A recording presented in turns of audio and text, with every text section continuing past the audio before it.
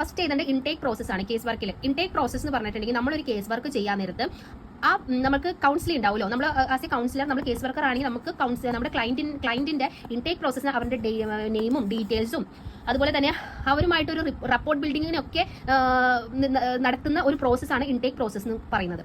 രണ്ടാമത് psycho social study എന്ന് പറഞ്ഞിട്ടുണ്ടെങ്കിൽ നമുക്ക് അവിടെ എന്ത് ചെയ്യണം, അവരുടെ പ്രശ്നം എന്താണ്, അവരുടെ പ്രശ്നങ്ങൾ എന്താണ്, അവർ മാനസികമായിട്ട് ബുദ്ധിമുട്ടുന്ന കാര്യങ്ങൾ എന്താണ്, ആരെയാണോ നമ്മൾ കേസ് വർക്ക് ചെയ്യുന്നത് അത് എന്ത് തരത്തിലുള്ള കേസാണ് എല്ലാം നമ്മൾ മനസ്സിലാക്കിയെടുക്കുന്നതൊക്കെ ഏത് സ്റ്റേജിലാണ്, സൈക്കോ സോഷ്യൽ സ്റ്റഡിയിലാണ്. ഇനി അടുത്തതെന്ന് പറയുമ്പോൾ സൈക്കോ സോഷ്യൽ ഡയഗ്നോസിസിൽ വരുന്നത് നമ്മൾ സ്റ്റഡി നടത്തി ഇന്ന പ്രോബ്ലം ആണ് കണ്ടുപിടിച്ചു, നമ്മൾ അത് അസസ് ചെയ്യുന്ന സ്റ്റേജാണ് മൂന്നാമത്തെ സ്റ്റേജ്. അതിന് നമുക്ക് ഹോം വിസിറ്റ് നടത്താം, പലവരുമായിട്ടുള്ള ഇന്റർവ്യൂ നടത്തേണ്ടി വരും, ഇന്റർവ്യൂ വിത്ത് ഫാമിലി മെമ്പേഴ്സ് ഒക്കെ ആയിട്ട് ഇന്റർവ്യൂ നടത്തേണ്ടി വരും.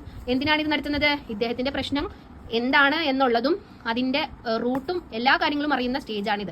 ഈ ഫോർത്ത് സ്റ്റേജ് എന്ന് പറയുന്നത് ഇന്റർവെൻഷൻ പ്ലാനിങ്. നമ്മൾ ഒരു ട്രെയിനിയാണ്, സോഷ്യൽ വർക്ക് ട്രെയിനിയാണ്, നമുക്ക് എന്ത് ചെയ്യാൻ പറ്റില്ല, സഡൻ ആയിട്ട് ഒരു ഇന്റർവെൻഷൻ ഒന്നും കൊടുക്കാനായിട്ട് പറ്റത്തില്ല. നമുക്കപ്പോൾ എന്ത് ചെയ്യണം, ആ ഒരു ഏജൻസിയിലെ കൗൺസിലറായിട്ട് ഡിസ്കസ് ചെയ്തിട്ട് ഇന്റർവെൻഷൻ പ്ലാൻ ചെയ്യാം. എന്തൊക്കെ ഇന്റർവെൻഷൻസ് നമുക്ക് കൊടുക്കാൻ പറ്റുമെന്ന് പ്ലാൻ ചെയ്യാം. നമ്മുടെ കൺസെപ്റ്റും നമ്മുടെ കാര്യങ്ങളും നമ്മൾ എന്താണ് പ്ലാൻ ചെയ്തെന്നൊക്കെ ഈ സമയത്താണ് ഡിസ്കസ് ചെയ്യേണ്ടത്.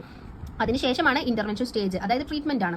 ഇന്റർവെൻഷൻ എന്ന് പറഞ്ഞിട്ടുണ്ടെങ്കിൽ നമ്മൾ എന്ത് ഇന്റർവെൻഷൻ ആണ് കൊടുക്കുന്നത് എന്നുള്ളത്, അത് ഏത് ടൈപ്പ് ഓഫ് കേസുമായി ബന്ധപ്പെട്ടാണ് ഈ ഇന്റർവെൻഷൻ നമ്മൾ ഡിസൈഡ് ചെയ്യുന്നത്. അതിനുശേഷം ഇവാലുവേഷൻ ആൻഡ് മോണിറ്ററിംഗ് സ്റ്റേജ്. നമ്മൾ ഇന്റർവെൻഷൻ കൊടുത്തതിന് ശേഷം പിറ്റേ ദിവസം തന്നെയല്ല, കുറച്ച് ഡേയ്സ് ഒക്കെ എടുത്ത് കഴിഞ്ഞിട്ട് നമ്മൾ അത് ഇവാലുവേറ്റ് ചെയ്യാണ്, നമ്മൾ കൊടുത്ത ഇന്റർവെൻഷൻ കറക്റ്റ് ആയിട്ട് ഫോളോ ചെയ്യുന്നുണ്ടോ, ശരിയായി നടക്കുന്നുണ്ടോ എന്നൊക്കെ ഉള്ളതിനെയാണ് ഇവാലുവേഷൻ ആൻഡ് മോണിറ്ററിംഗ് സ്റ്റേജ് എന്ന് പറയുന്നത്. അതിനുശേഷം വീണ്ടും നമ്മൾ ഫോളോ അപ്പ് ചെയ്യുന്നുണ്ട്, ഇടയ്ക്കിടയ്ക്ക് നമ്മൾ എന്ത് ചെയ്യുന്നുണ്ട്, ഫോളോ അപ്പ് ചെയ്യുന്നുണ്ട്. ആ ക്ലയന്റ് ഓക്കെ ആയോ, അവരുടെ പ്രശ്നം പരിഹരിക്കാൻ പറ്റിയോ എന്നുള്ള സംഭവങ്ങൾ. അതിനുശേഷം എല്ലാം ഓക്കെ ആയി നമുക്ക് എന്ത് ചെയ്യാം, ടെർമിനേഷൻ ചെയ്യാം. ഇതാണ് ഇതിന്റെ സ്റ്റെപ്സ്. പലതരത്തിലുള്ള സ്റ്റെപ്സ് ഉണ്ട്, ഞാൻ ഫോളോ ചെയ്യുന്ന ഇതാണ്. ഇത് വെച്ചിട്ട് നമുക്ക് ഈ റിപ്പോർട്ടുകൾ എഴുതാം, ഇത് വെച്ചിട്ട് നമുക്ക് എന്ത് ചെയ്യാം, 15 ഡേയിലെ റിപ്പോർട്ടുകളും ഇത് വെച്ചിട്ട് നമുക്ക് എഴുതാം.